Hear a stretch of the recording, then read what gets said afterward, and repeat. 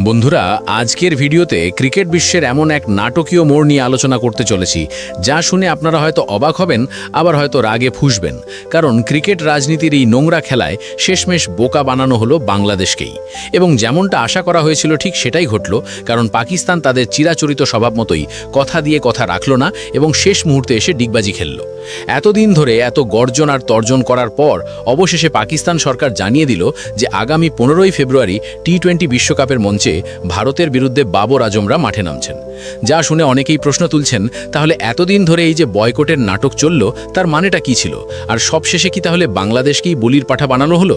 সবচেয়ে হাস্যকর এবং অবিশ্বাস্য ব্যাপার হলো, পাকিস্তান ক্রিকেট বোর্ডের প্রধান মহসিন নাকভি এখন সংবাদ মাধ্যমের সামনে বুক ফুলিয়ে দাবি করছেন যে তারা নাকি নিজেদের স্বার্থে নয়, বরং পুরোটাই করেছেন বাংলাদেশের ভালোর জন্য।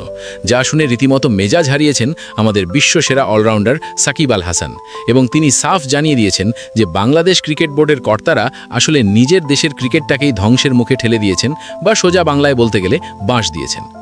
আজকের এই ভিডিওতে আমরা এই পুরো ঘটনার আড়ালে থাকা আসল সত্যটা উদ্ঘাটন করব, যে কিভাবে পাকিস্তান তাদের নিজেদের পিঠ বাঁচাতে বাংলাদেশকে ব্যবহার করলো, এবং সাকিবের এই ক্ষোভের আসল কারণটাই বাকি। আসুন দেরি না করে মূল ঘটনায় প্রবেশ করা যাক। ঘটনার সূত্রপাত রবিবার লাহোরে, যখন আইসিসির প্রতিনিধিদের সঙ্গে একটি অত্যন্ত গুরুত্বপূর্ণ বৈঠকে বসেন বাংলাদেশ ক্রিকেট বোর্ডের প্রধান আমিনুল ইসলাম বুলবুল এবং পাকিস্তানের বোর্ড প্রধান মহসিন নাকভি। আর এই বৈঠকের পরেই হঠাৎ করে জাদুকরী পরিবর্তনের মতো পাকিস্তান সরকার তাদের দলকে ভারতে খেলার অনুমতি দিয়ে দেয়। ভেতরের খবর হলো, পাকিস্তান এই বৈঠকে আইসিসির কাছে এক গাদা আবদার নিয়ে হাজির হয়েছিল, যার মধ্যে ছিল আইসিসির আয়ের লভ্যাংশ থেকে তাদের ভাগ বাড়িয়ে দেওয়া, ভারতের সাথে দ্বিপাক্ষিক সিরিজ শুরু করা এবং বাংলাদেশ, ভারত ও পাকিস্তানকে নিয়ে একটি ত্রিদেশীয় সিরিজ আয়োজন করা। কিন্তু আইসিসি পাকিস্তানের এই অযৌক্তিক দাবির একটিও মেনে নেয়নি, অর্থাৎ পাকিস্তানের এই ব্ল্যাকমেল করার ফন্দি বা স্মার্টনেস কোনো কাজেই আসেনি, এবং তারা ঘুরপথে কিছুই আদায় করতে পারেনি।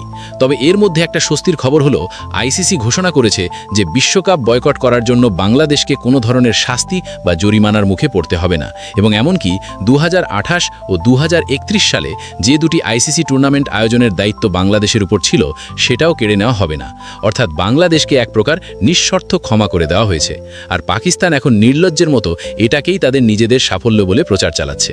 চূড়ান্ত সিদ্ধান্ত ঘোষণা করার ঠিক আগে সাংবাদিকরা যখন মহসিন নাকভিকে প্রশ্ন করেন যে আপনারা কিভাবে আইসিসিকে নিজেদের শর্তে রাজি করালেন, তখন তিনি এক অদ্ভুত ও হাস্যকর উত্তর দেন যে আমরা তো বাংলাদেশের পাশে দাঁড়িয়েছিলাম, নিজেদের জন্য তো আমরা কিছুই করিনি। বন্ধুরা, এই কথা শোনার পর সত্যি বলতে হাসি পাবে নাকি কান্না পাবে সেটা বোঝা দায়, কারণ পাকিস্তান এখন দাবি করছে তারা নাকি বাংলাদেশের জন্যই সব স্যাক্রিফাইস করেছে, কিন্তু বাস্তবতা হলো পাকিস্তান আগাগোড়াই শুধুমাত্র নিজেদের স্বার্থসিদ্ধির জন্য বাংলাদেশকে দাবার গুটি হিসাবে ব্যবহার করেছে, এবং এখন সেই গুটি চালার পর নিজেদের মহান সাজানোর চেষ্টা করছে।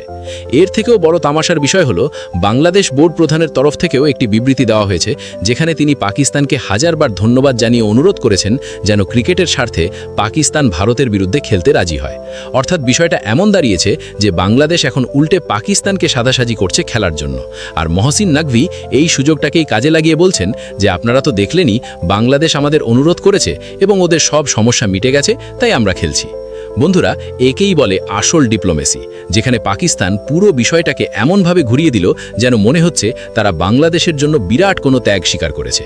কিন্তু আসল সত্যটা আমরা সবাই জানি, আর সেটা হলো আইসিসি চেয়ারম্যান জয় শাহ এবং ভারতীয় বোর্ড খুব ভালোভাবেই জানত যে পাকিস্তানের আসলে ভারত ম্যাচ বয়কট করার মতো কোনো দম বা ক্ষমতা নেই। আমরা সবাই জানি যে পাকিস্তান ক্রিকেট বোর্ডের আয়ের প্রায় অর্ধেক অংশই আসে ভারতের সাথে খেলা ম্যাচগুলো থেকে, তাই পাকিস্তান কখনোই চাইবে না যে তাদের এই মোটা আয়ের পথটা বন্ধ হয়ে যাক। তাই পাকিস্তান স্মার্ট সেজে ভারতের সাথে সিরিজ খেলা বা রেভিনিউ বাড়ানোর দাবি তুলেছিল, কিন্তু আইসিসি যখন তাদের একটা দাবিও মানল না, তখন তারা দেখলো যে আখেরে তাদেরই ক্ষতি, তাই সুরসুর করে খেলতে রাজি হয়ে গেল। কিন্তু মাঝখান থেকে পাকিস্তানের উস্কানিতে পা দিয়ে বাংলাদেশের বিশ্বকাপ খেলাটা হলো না, আর এটাই হলো নির্মম সত্য। এই পুরো ঘটনাটা বুঝতে পেরেই সাকিব আল হাসান আর চুপ থাকতে পারেননি, এবং আমেরিকায় বসে এক সাক্ষাৎকারে তিনি সরাসরি ক্ষোভ উগরে দিয়ে বলেছেন যে বাংলাদেশ ক্রিকেট বোর্ডের চেয়ারম্যান আসলে নিজের দেশের ক্রিকেটকে বাঁচ দিয়েছেন, কারণ তিনি পাকিস্তানকে অনুরোধ করেছেন ভারতের সাথে খেলার জন্য, এবং পাকিস্তান এখন সেটাকেই ঢাল হিসেবে ব্যবহার করছে। যেখানে পাকিস্তানের প্রধানমন্ত্রী শাহবাজ শরীফ নিজেই বলেছিলেন ভারতের বিরুদ্ধে পাকিস্তান কোনো ম্যাচ খেলবে না, সেখানে এখন তারা খেলছে, অর্থাৎ পাকিস্তানের প্রধানমন্ত্রীর কথারও কোনো দাম রইল না। সাকিব আল হাসান একদম ঠিক কথাই বলেছেন যে বোর্ড কর্তাদের নেগোসিয়েশন পাওয়ার যদি এতই ভালো হতো তাহলে বাংলাদেশ কেন আজ বিশ্বকাপের বাইরে থাকবে, আর উল্টে তিনি পাকিস্তানকে তোষামত করছেন, যা সত্যি আমাদের জন্য লজ্জাজনক। বন্ধুরা, এই পুরো এপিসোড থেকে আমরা কয়েকটা পরিষ্কার শিক্ষা পেলাম। প্রথমত, পাকিস্তান শেষ পর্যন্ত তাদের মুখোশ খুলে দিয়েছে এবং প্রমাণ করেছে যে তারা বড় বড় বুলি আওড়ালেও দিন শেষে টাকার কাছেই মাথা নত করে এবং নিজেদের স্বার্থ ছাড়া কিছুই বোঝে না। দ্বিতীয়ত, বাংলাদেশ এই পুরো ঘটনায় বোকামি করেছে, কারণ তারা পাকিস্তানের প্ররোচনায় পা দিয়ে বিশ্বকাপ বয়কট করার মতো আত্মঘাতী সিদ্ধান্ত নিয়েছিল এবং এখন পাকিস্তান তাদের সেই বোকামিটাকেই ক্যাশ করছে।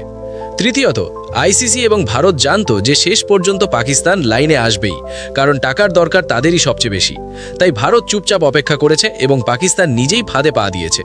চতুর্থত, পাকিস্তানের কোনো দাবি আইসিসি মানেনি, না রেভিনিউ বেড়েছে না দ্বিপাক্ষিক সিরিজ পেয়েছে, অর্থাৎ পাকিস্তান দিন শেষে কিছুই পেল না, শুধু নিজেদের মুখরক্ষা করতে মাঠে নামছে।